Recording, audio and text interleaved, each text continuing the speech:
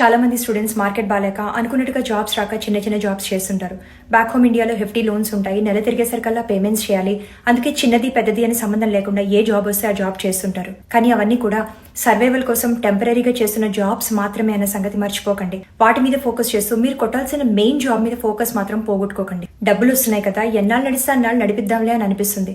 బహుశా మీ పొజిషన్ లో నేనున్నా, నాకు కూడా అలాగే అనిపిస్తుంది. కానీ ఈ పెట్టి జాబ్స్ చేయడం కోసం అన్నిటిని వదిలేసుకుని లక్షలు ఖర్చు పెట్టుకుని మీరు అక్కడి నుంచి ఇక్కడికి రాలేదన్న సంగతి మాత్రం మర్చిపోకండి.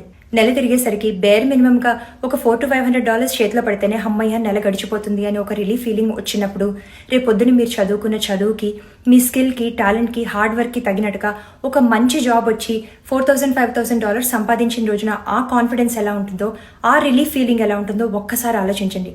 That should be enough to motivate you.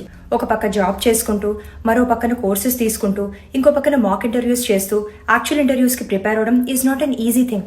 కానీ అదంతా కూడా షార్ట్ టర్మ్లో ఉండే కష్టం మాత్రమే. రేపు పొద్దున మీకు మంచి జాబ్ వచ్చిన తర్వాత it will be all worth it. So for the time being డబ్బులు ఇస్తున్నాయి కదా అని సర్వైవల్ జాబ్స్ మీద ఫోకస్తో మీరు కొట్టాల్సిన మెయిన్ జాబ్ సంగతి మాత్రం పక్కన పెట్టకండి. బికాజ్ ఆ సర్వైవల్ జాబ్స్ ఏవైతే ఉన్నాయో అవి మీ ప్రెజెంటే కానీ మీ ఫ్యూచర్ కాదు, కాకూడదు.